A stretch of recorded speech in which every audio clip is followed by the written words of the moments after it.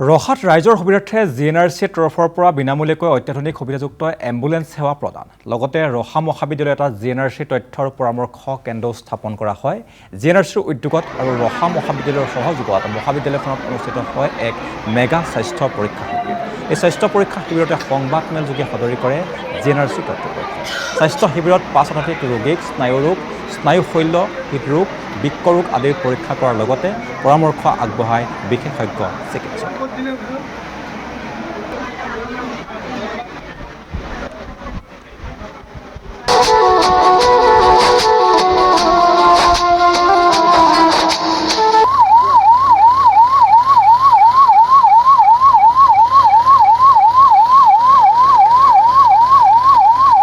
আমি গুৱাহাটীৰ GNRCৰ লগত এখন চুক্তিবদ্ধ হৈছোঁ আৰু সেই অনুসৰি আমি ৰহা মহাবিদ্যালয়ত এটা GNRCৰ তথ্য আৰু প্ৰথম সহাৰিতা কেন্দ্ৰ আজি স্থাপন কৰিছোঁ আৰু সেই অনুসৰি ইয়াতে এটা ইনফৰমেশ্যন চেণ্টাৰ থাকিব, য'ত নেকি ৰোগীয়ে আহি ইয়াতে ইনফৰমেশ্যন ল'ব পাৰিব বা GNRCলৈ তেওঁলোক যোৱাৰ ব্যৱস্থা কৰিব লাগিব।